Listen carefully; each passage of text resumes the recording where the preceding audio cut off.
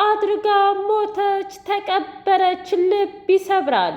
በአምላክ ሁሉንም ሰው ለመበቀል ወሰንም። ህብስቴን ፍቅሬን ያሳጣኝን ሰው ዓለምንም ሆነ ይፍቱንም እገላቸዋለሁኝ፣ እመነኝ፣ በእምነት በፍጹም አልተዋቸውም ብሎ ከባድ ውሳኔ ወሰነም። እባክህን እያለ ቢለምነውም እንኳ በሌላ በኩል ሄርሜላ እጅጉን ልቧ ተሰበረ።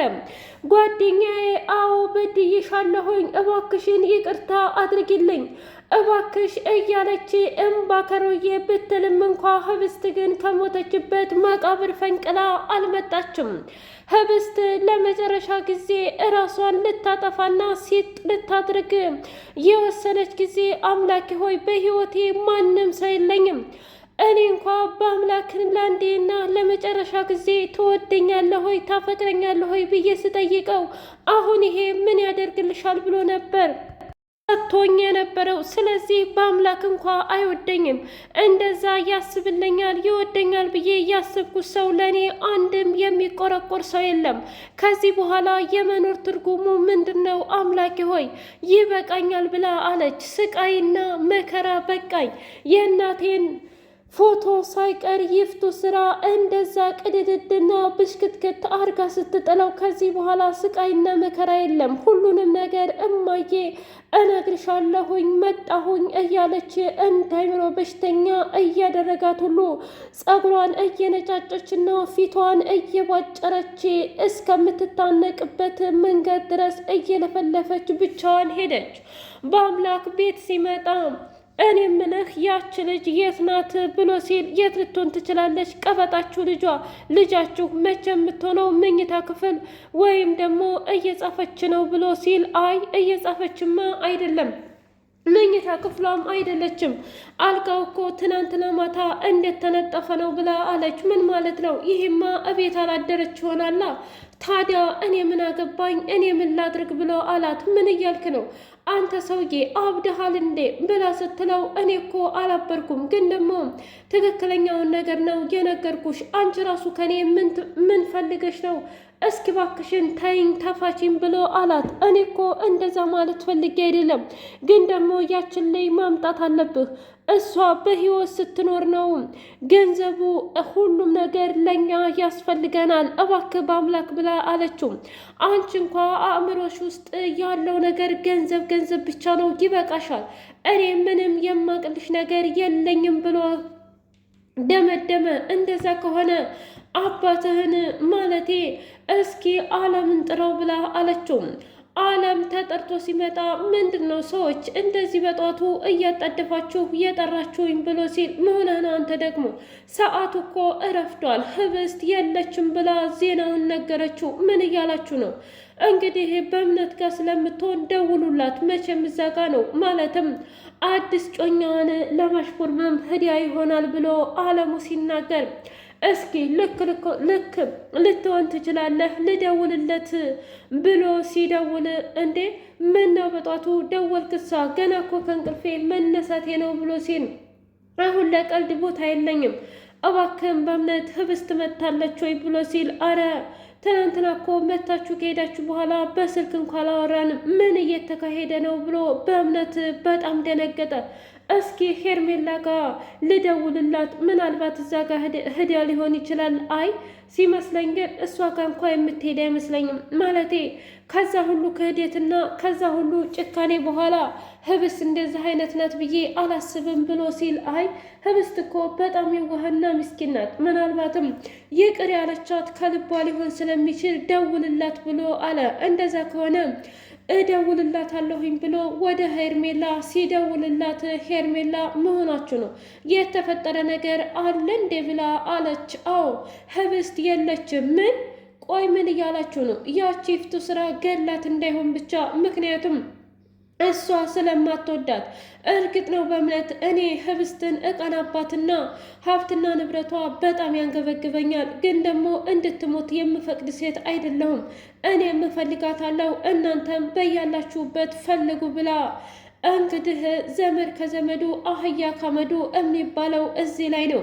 ሄርሜላ ምንም እንኳ ክፉና አረመኔ ብትሆን አሁን ላይ ግን ህብስትን ለመፈለግ ቆርጣ ተነሳች። ደውሎ በእምነት በፍጹም ልትገኝ አልቻለችም እና ሄርሜላም ጋር የለችም። በአምላክ አሁን መጣሁኝ እናፈላልጋታለን ብሎ አለም። ሰላም ሰላም! ውድና የተከበራችሁ የህያ ቤቴ ቤተሰቦች እንዴት ናችሁ? ሁሉ ሰላም፣ ሁሉ መልካም። ምን እግዚአብሔር ይመስገን ሰላም ነኝ፣ ደህና ነኝ። ለቻናል አዲስ የሆናችሁ ሰብስክራይብ እያደረጋችሁ ቤተሰብ የሆኑ ነበር ቤተሰቦቼ ስለምትከታተሉኝ እጅጉን አድርጌ አመሰግናለሁ። እጅግ አስተማሪውና አጓጊው ህብስት ድራማ እንደቀጠለ ይገኛል። አለሙ በጣም ተናዶና እሳት ለብሶ እሳት ጎርሶ አምላኪ ሆይ ለሰራሁት ወንጀል ቅጣት መሆኑ ነው ወይ? ግን ደግሞ ሀብስትን በማሳጣት አይሆን እባክህም ብሎ አለም።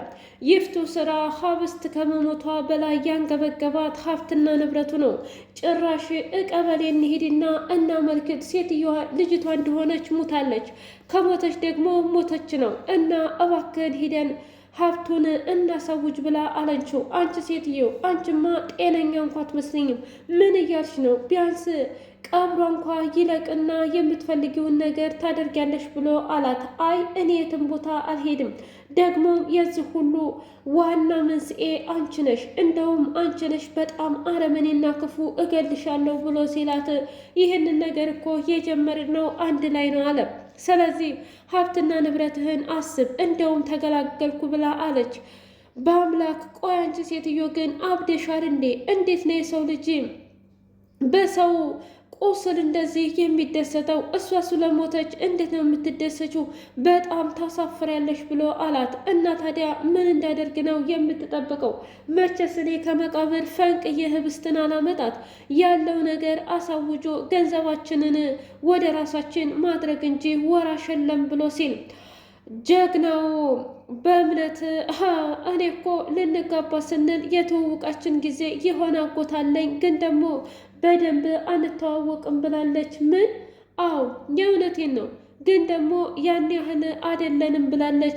ግን የሚገርመው ነገር ምናልባትም እኔ ከሞትኩኝ ሊመጣ ይችላል ወይም የሰርጌ ቀን ሊመጣ ይችላል ብላኛለች። አይ ይሄ ትክክል ሊሆን አይችልም፣ በእምነት እየዋሸህ ነው ብሎ ሲለው እኔ ለምን ብዬ ዋሻለሁ ጋሼ?